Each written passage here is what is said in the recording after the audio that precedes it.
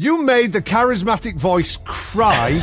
To the Flowers was such an emotive song that, yeah, I think it's amazing that people connect with that. It's great. Download this year was a slog. How much did the mud affect you? To be honest with you, like, it did. I think it's awesome now that from me being a kid, metal or new metal that I was listening to when I was like 16 years old was almost a bit taboo, and like people would look at you weird if you had like a Korn hoodie on or whatever, you know, like sort of way more underground. I think what's really great about sort of the melding together of different genres, it's allowing people to express themselves how they want to and not be confined to like, we're a metal band, we sound like this, or we're a pop band, we sound like that. I feel like dark, smaller, sweatier rooms, if you like, kind of holds that intense energy in. Whoa, I've gone all disco. How did that happen? Like I said, we're rehearsing some songs that we haven't played for a little while now, and that definitely took me a little bit of refreshing and learning, but the muscle memory's all there. It's really strange. Hope to see you on the upcoming tour. Can't wait. Primordial Radio. We all know about the power of music, the power of the rock and metal community, the alternative community as a whole, and the power to lift people. But it's not very often that you get the chance to say thanks personally to one of the guys who made it happen for you very recently. Download this year was a slog. Really, the mud was, oi. It was a slog. Then Saturday afternoon, I'd finished doing work. You know, it's not a proper job, but it's work nonetheless. Went out into the field, met up with my wife for the first time that day.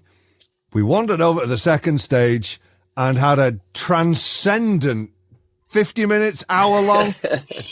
And one of the guys who made it happen is with me right now, Loz Taylor. That show at Download this year from While She Sleeps was off the scale, man. Thank you for such a great show. Thank you so much, brother. I appreciate you saying that. Yeah, we had a great time. It was wicked. Like, as a band appearing on the Saturday afternoon at a festival like that, how much did the mud affect you? Because it affected the out of a lot of us. Yeah, to be honest with you, like it did. For a little bit, While She Sleeps has a very sort of high energy show, and we like to get the crowd going and get everyone involved and sort of hyped, if you like. And it wasn't until after the show that I kind of calmed down a bit and then realized, well, no one could really jump around as much as they would usually at a festival because they were knee high in mud. Do you know what I mean? So jump, slip. Exactly. So yeah, it was a weird one, and like you said, it must have been a tough one for a lot of people that had camped the whole weekend, and there was so much mud and so much rain. Yeah, well done to anyone that was there for the whole time and managed to stay the whole weekend, because it was definitely a challenge. Was it? By the way, that jacket that you had, like the black and red kind of embroidered looking, kind of looked part smoking jacket, part kimono. It was very cool. That was a fly look for you, man. Thank you so much. Yeah, my friend from Sheffield has a company called Anti-Life, so every now and again he'll make me a custom jacket, and that was one of his. So yeah, with all the like church detail on the front and the patches. Yeah, and stuff, it was wicked. Very, very cool. Now, how do you approach that kind of show, like playing live? I mean, I know that I've seen the likes of Rob Zombie talking about this kind of thing. Because, it's a big show, a lot of fire, and it's designed to happen in the dark. Do you have a slightly different approach to like playing in the light at a festival as you would do to playing in a dark, sweaty room? I mean, the feeling's a little bit different. I feel like dark's, sort of smaller, sweatier rooms, if you like, kind of holds that intense energy in. And at a festival, that seems to dissipate, and, you're in the open air there. But we approach the stage with the same sort of mindset every time, really. We just want to get everyone going, high energy. And I think, like, we've always, from being younger, we've always approached the stage in kind of feeling like an underdog.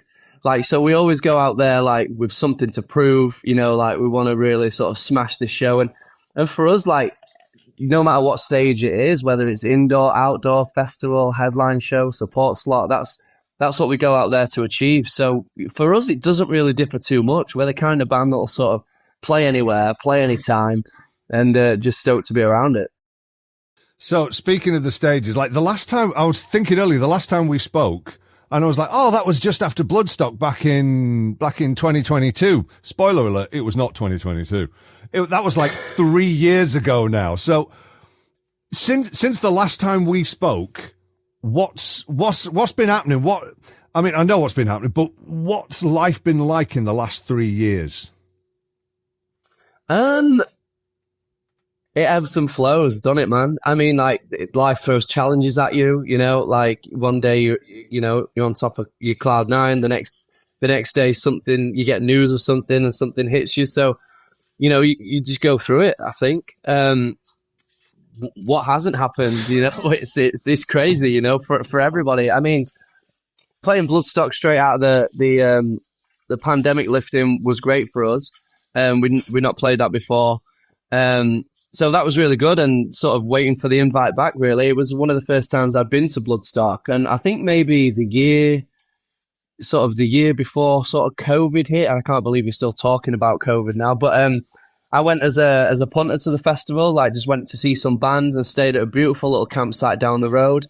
And Bloodstock's like a really awesome festival, you know. I think back in the day it was a bit more sort of battle jackets and thrash metal, but now they're introducing a more diverse lineup. And the environment there was great. The people were amazing. So it's definitely one that I'd love to be back to, like, as soon as possible. So yeah, like, we're waiting for that call. I think next year's probably going to be a good idea to blag your name on that guest list with the likes of Trivium, Machine Head and Gojira headlining. That'd be worth seeing, you know. Exactly, like Mastodon into Gojira. I was like, oof, that's this tasty lineup there. Yeah, that's like a good Sunday night's entertainment. And I think that falls on the 10th of August, and it's my birthday on the 9th, so it could be good to visit Bloodstock and see that lineup. It'd be great. Well, there you go. So you, like, the reason we're talking is because you're going to be on stages again back in the UK very soon, which is all well and good. But am I right? Did I see on your Facebook that you've just been doing like your first shows in Indonesia? Yeah, that's right. So recently went on tour to Australia, and while we're over that side of the world, and Japan as well. But while we're over that side of the world, you know, fans of the band have been asking us to visit Jakarta, Indonesia for a long time. And we were like, it's time, let's go there. And it was a great experience, man. Yeah, we're stoked. That's such a Sleeps thing. It really, oh yeah, the fans have been saying that we should go to Jakarta. So, you know, we're over that side of it's like nipping into your mate's place while I was just round the corner. So I just thought I'd nip in for a brew. And you just, fuck it. Let's go play in Jakarta. So what was the Indonesian crowd like? Because I know there's a really good metal scene in and around that area of the world, which you wouldn't necessarily expect. No, exactly. Yeah, I think they have a lot of sort of rock festivals out there, and friends of ours have visited that play in other bands and said that it's an amazing time, and that's what we had. Like, everyone was so friendly, ate some amazing food, saw some sights, and played a great show there. It was incredible, and I think. As well, at this point, you know, we've been a band for a long time, so to be ticking new places off the list, if you like, is still a great thing to be able to say we can do at this point. So yeah, we're stoked to be there. So, I suppose, needless to say, like, one of the things I wanted to ask you was about preparing for the next tour. But do you guys even need to rehearse before heading out on the road again? Or are you just like tight as a drum already?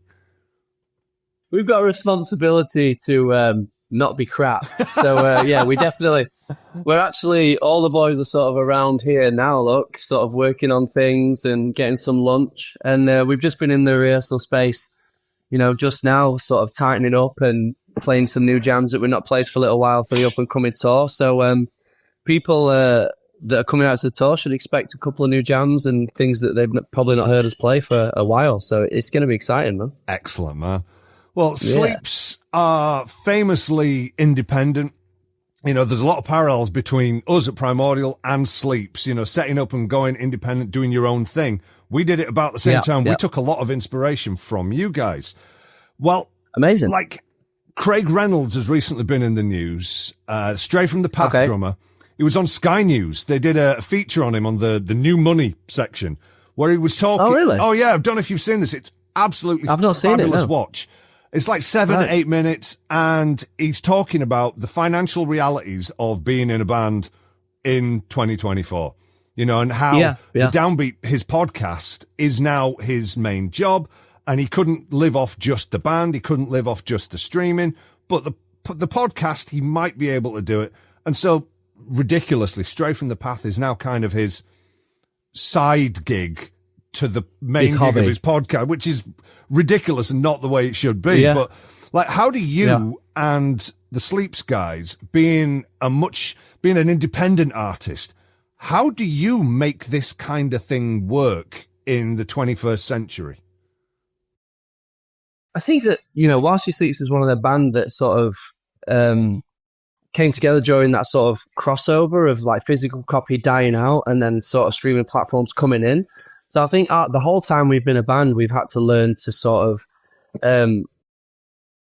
what's the right word? Learn to sort of work with what we get, you know what I mean? Like, learn to be a diverse band. And I think things like, going more independently, being self-managed is a way to sort of keep that closer and be able to navigate the industry. So that's one of the things that we've done to sort of change that. Obviously, I think that one of the main things is that the more sort of the more punk rock, hardcore metal fans, they know how much that streaming has made an impact on sort of those genres bands. So I think they are very inclined to pick up a shirt at a show, buy a ticket, go out and buy a vinyl, support the record before it drops, and that kind of thing. I think that's not as sort of prevalent in sort of R&B or pop, for example. They're the kind of thing, like kind of artists you might hear a lot on the radio, pop along to a show. But for those more undercurrent sort of bloodline genres, they do understand the importance of supporting your artists in that way. And that's no different for our band. Our fan base has been instrumental in that, and keeping us on the road. Like I said, they understand that picking up a shirt really helps us keep touring and keep the band going. So again, shout out to our fan base for doing that and sort of supporting us in that way. Also, for the Sleep Society record, we set up a pledge campaign, which meant that our fan base was directly funding the record. So it's like straight from the artist to the fans and vice versa. So again, another way where we're not borrowing from a record label at that point to then have to pay it back and give up our royalties or whatever you like for the song. So again, another way. And then we have this beautiful space down in Sheffield that other bands come in and utilize and do pre-production here and stuff like that. So yeah, like being savvy in that respect is what keeps us going, There was a phrase that went round. I can't remember, one of the guys from Exodus or one of the guys from like a big metal band who said that they weren't so much like musicians nowadays as traveling t-shirt salesmen. Would you agree with that? And how important is merch? Because I mean, I was literally just looking at your web store, and there's something on there that I'm going to get. How much of that are you taking on the road, by the way, in the web store? Just very quickly. How much of the stock in the web store are we taking out on the road with us? We usually what we try and do is have slightly different. So when people go on the web store, there's different items to what we have out on the road, and vice versa. Obviously, from time to time, there'll be stuff on there that's, we've toured and people have liked it. So we slam it on the merch store for people to get hold of. But we try and kind of run it as two separate operations, if you like. Right. So we have the merch store. People know that if they come to our While She Sleeps merch store, they're like directly funding the band. And then we try and make that different to people on the road. So everything's got a limited quantity, if you like. So everyone that picks up a shirt is like, oh, that shirt's sick. I didn't manage to grab one of those, and that kind of thing. So I was looking at the website. There is something on there I'm going to get for my wife. It's her birthday today. Oh, amazing. But happy birthday to her. How important is, or how much would you agree, should I ask, with the whole traveling t-shirt salesman line? I thought it was a great line. It was very pithy. It just rolled off and I'm like, oh, we're traveling t-shirt salesman. But how much would you agree with that? I mean, it's funny, you know. I think that is a funny comment to make, and I do understand where he's coming from by sort of saying that. But at the same time, you've got to have the tunes and the fan base there to back it up, you know. So if your music's good and you know you release an album, the fans want to grab a shirt, then it kind of goes hand in hand. I think that over the years, it's become like more of a merch game than perhaps it used to be. But then we have to offset the decline in physical sale. Yeah. Again, you know, so this is another reason why vinyl's come back so strong, and that's now a huge collector's item because, you know, you release a record, people want to keep that, and it's a bit more of a keepsake. Whereas I used to sit and read covers of CDs back to back with all the lyrics and all the thanks and you know, stuff about the record and the pictures and stuff like that. So that kind of died off with streaming. So I think as much as T-shirt, you know, that guy saying he's a glorified T-shirt salesman, it's a funny comment, but yeah. God, man, you've just given me a flashback. I learned about so many killer bands by, like, you remember all, like, the Fat Wreck era, like all the bands who were on Fat Wreck, and they'd always thank a bunch of their label mates in their album notes. And I found out about so many cool bands where I'm like, all right, I've not heard of them. I've not heard of them. That's just like a memory that just snuck up on me. Jesus. But I want to ask you about To the Flowers. Okay. Because you made Elizabeth cry. You made the Charismatic Voice cry on her reaction video to that song.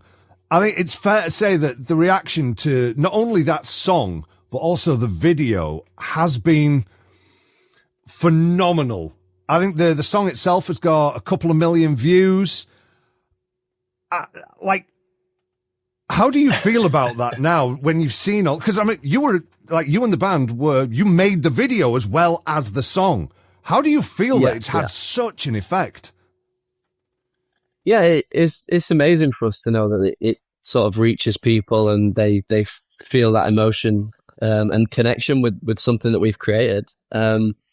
It's always going to feel good. I think that going back to how we're saying sort of streaming's come in to play so much with sort of physical sales, I think we sort of had that thought process with the music video for To the Flowers. You know, I think as a band we talk about, you know, what's gonna do well, whether it's gonna be something that's more viral or something that's more of sort of an emotional video.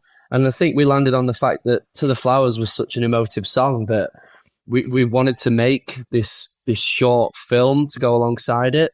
So yeah, that's what we did. And as brainstorming and our band throwing ideas around goes, that's what it ended up being. So we all collaborated on that and sort of Aaron did the filming and we were all involved. And I think it's amazing that people connect with that. It's great. And I think that's what's really special about our fan base as well. We can write a song that's sort of full of heavy riffs and a lot of screaming and shouting and quite aggressive, and that connects with our fan base. But then also we can put out something like To the Flowers that also really connects, and that allows us to be a more diverse band. So I think it's, like I said, great that our fan base connects with both sides of what we do.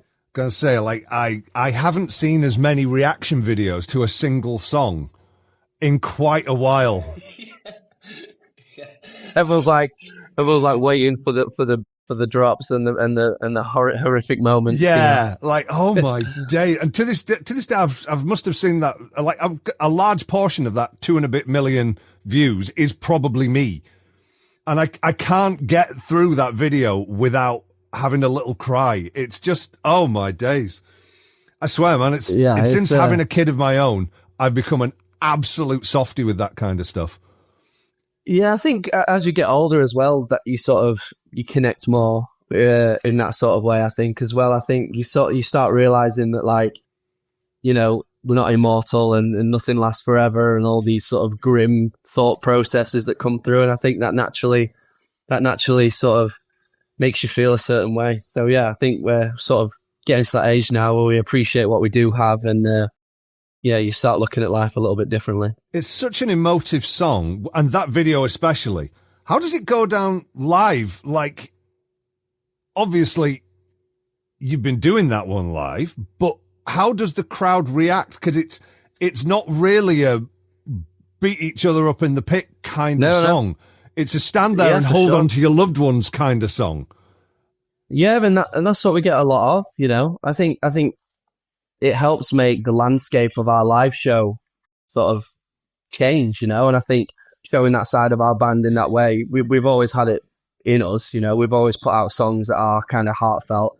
But yeah, in a live sense, that is what we get, you know. A lot of people sort of taking a moment and I think sort of reflecting, if you like, which is kind of how I personally approach that when I'm delivering those vocals on stage as well. It is quite reflective, and it's a bit of a, like I say, more emotional, softer song. And yeah, I think people just sort of take a breather, refresh the palate with that one before some more heavy jams, you know. Wow, man. Yeah, it is an amazing song. To you and the guys, well done on Self Hell in general. Brother. It's a fabulous album. Love the album, but that particular moment with that video, like, that is an absolute standout.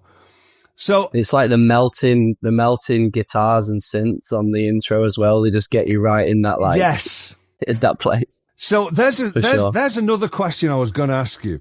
Now, like, your sound has changed is the wrong word, evolved a lot from the North Stands for Nothing through This Is the Six, all the way. So you sound, your modern stuff has a very different sound to the earlier stuff. There's a lot more electronics, a lot more sounds, a lot more Tom Morello inspired guitar noises in there, which I absolutely love. But yep, looking at Sean over there.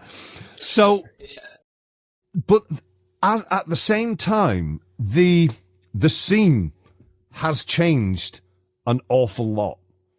You know, I imagine that your audience nowadays looks very different to an audience back in 2010.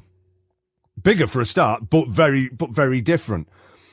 Where do you see, I don't know, like, alternative culture and rock and metal going with this kind of melding of genres, melding of sounds? I always find it interesting getting people's takes on where they think it could go.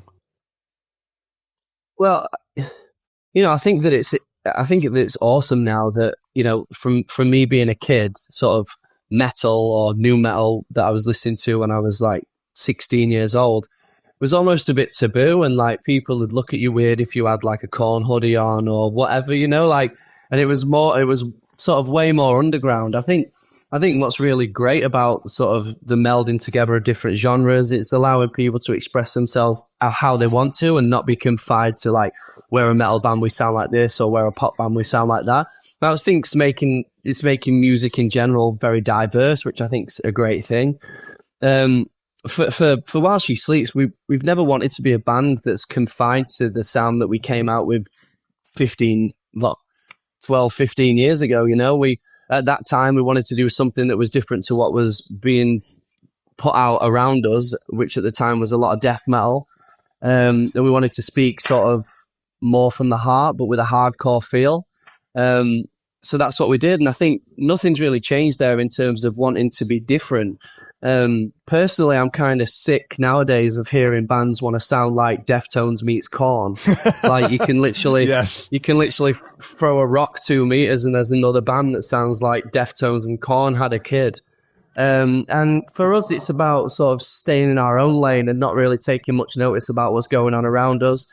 And with Self Hell, we wanted to try and create something different, something that stood out there on its own, and that, like, showcase the fact that we're not following trends and that we want to be something different and try and be fresh and sort of push ourselves out of our comfort zone with where we live. And I think those sounds that you're hearing over the last few records, the vintage synth sounds, the sort of changes here and there, are just us trying to experiment, keep things fresh and interesting for our fan base, and also for us in the studio, you know. And yeah, I think Self Hell achieved that. It's different, but also I think we're lucky in the sense of, I think we could put out a country record and you still know it was While She Sleeps for the way that Sean Long plays guitar and the way that we utilize our vocals. You know, we have that different flavor, and we're lucky enough to not really sound like anyone else. So you heard it here first. Yeah. While She Sleeps does country, coming soon. Right, That's having a big resurgence at the moment. Well, it is kind of it, like Jesus. Right, last question, and this is from a TikTok that I saw this morning. So I'm a huge fan of the Hamilton musical, and I saw someone interviewing Lin-Manuel Miranda saying, if you had to step back in and perform that show tonight, how much of it do you think he could remember? And he reckoned about 70%. Like, he hasn't done that show, he hasn't fronted that show for years now, but he could probably do a good amount of it.